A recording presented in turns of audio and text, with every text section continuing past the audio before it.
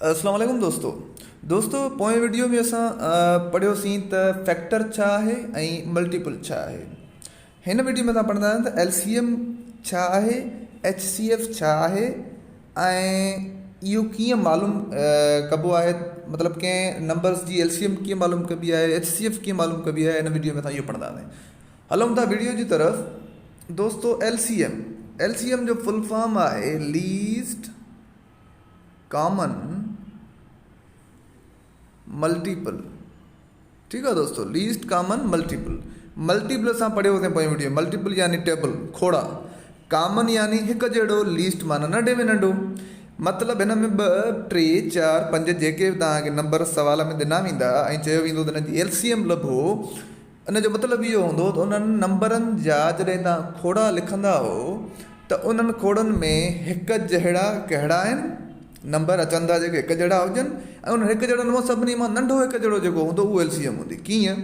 मिसाल त चवां मां एलसीएम ऑफ 2 and 5, 2 ऐं 5 जी एलसीएम छा थींदी?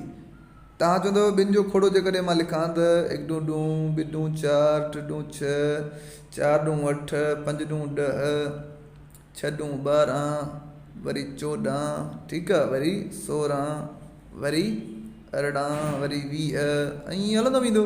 ऐं हीअ जेको 5 हूंदा, 5 जो छा थींदो? 1 × 5 = 5, 2 × 5 = 10, 3 × 5 = 15, 4 × 5 = 20 ऐं खोड़ा अनलिमिटेड आहे। कॾहिं बि ख़बर न आहे त ॿिनि जो टेबल कॾहिं ख़तमु थींदो या 5 जो कॾहिं ख़तमु थींदो। पर असां कुझु लिखंदासीं, पोइ ॾिसंदासीं, चेक कंदासीं त छा हिन में 2 जेको ॿिनि जो आहे हीउ 2, त हेठे 5 में 2 आहे काथे? न, 2 त न आहे।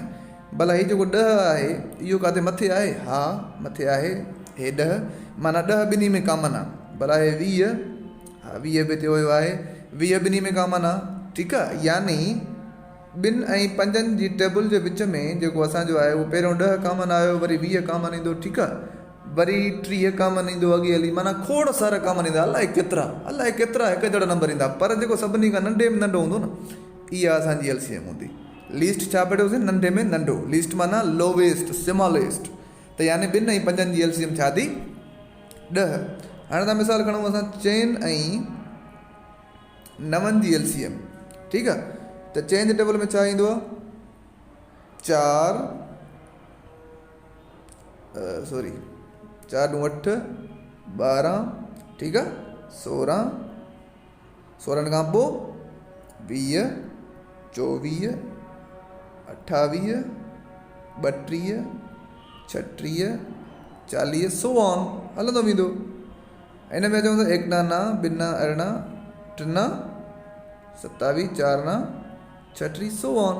ॾिसो त हीउ 36 जेको आहे उहो पहिरियों कॉमन जेको असांखे मिलियो आहे उहो 36 आहे। अॻे खोड़ सारा कॉमन हूंदा, असांखे कम जा न आहिनि। पहिरियों कॉमन जेको आहे उहो ई असांजो जवाबु आहे। त एलसीएम हिन जी छा थी? 36 थी।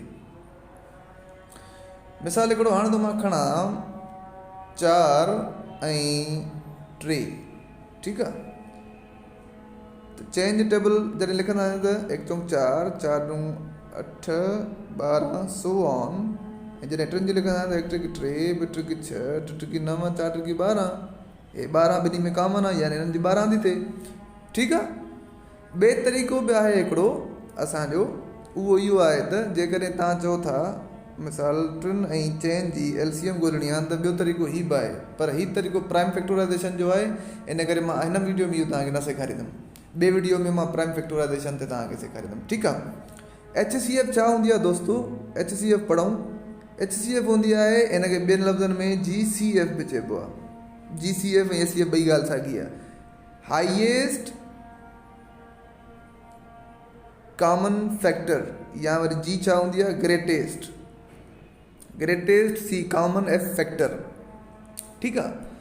त मिसाल हाणे मां जेकॾहिं चवां त जीसीएफ या एचसीएफ ऑफ, मां थो खणां 10 ऐं 8 ऐं 10 जी एचसीएफ लभो, त तव्हां छा कंदव? हाणे एचसीएफ जो मतिलबु आहे, एफ जो मतिलबु आहे फैक्टर, यानी फैक्टर लिखंदव। फैक्टर यानी वंडींदड़। पोइ वीडियो में पढ़ी आया आहियूं। 10 खे 1 वंडे थो, 2 वंडे थो, 5 वंडे थो ऐं पाण 10 वंडे थो। अठनि खे कहिड़ा कहिड़ा वंडंदा बाबा, हिकु वंडे थो, ॿ वंडे थो, हिनखे 4 बि वंडे थो ऐं 8 पाण बि वंडे थो। हाणे हिननि में ॾिसो त कॉमन कहिड़ा आहिनि। हाईएस्ट कॉमन हिकु बि कॉमन आहे हिन में, ॿ बि कॉमन आहे, सिर्फ़ु 2 कॉमन अथव, हिकु ऐं 2। ठीकु आहे, हीअ 2 कॉमन हिन में आहिनि। पर हाणे हिन जो एच जो मतिलबु छा आहे? लोवेस्ट न, हाईएस्ट। हाईएस्ट जो मतिलबु आहे सभिनी खां वॾो, ऐं हिन कॉमन में जेको सभिनी खां वॾो कॉमन आहे उहो आहे 2। इन करे हिन जवाबु छा थियो? 2। ठीकु आहे। मिसाल हाणे थो मां खणा 12 ऐं 36, त 12 जा जेके आहिनि फैक्टर्स उहे आहिनि 1 2 3 4 6 12, ऐं जेके 36 उन्हनि जा आहिनि फैक्टर 1 2 3 4 6 9 12 18 36। हाणे हिन में 1 बि कॉमन आहे, 2 बि कॉमन आहे, 3 बि कॉमन आहे, 4 बि कॉमन आहे, 6 बि कॉमन आहे, 12 बि कॉमन आहे। बसि इहे ई कॉमन आहिनि सभिनी में। हाणे सभु कॉमन त न लिखंदासीं, HCF जो मतिलबु आहे सिर्फ़ु ऐं सिर्फ़ु हाईएस्ट कॉमन लिखो। हाईएस्ट असांजो कहिड़ो आहे? 12। हिन जो जवाबु 12 ई आहे। ठीकु आहे। त इहो हुयो दोस्तो LCM ऐं HCF फाइन करण जो तरीक़ो। त LCM HCM कीअं फाइन कजे कंहिंजी, सिंपली असां हुनजा टेबल्स लिखी ऐं फैक्टर लिखी असां मालूम कयोसीं। पर हाणे मथे वीडियो में पाण प्राइम फैक्टराइज़ेशन ऐं डिवीजन मेथड ते LCM HCF लभंदासीं। तेसिताईं मूंसां गॾु रहो। ख़ुदा हाफ़िज़।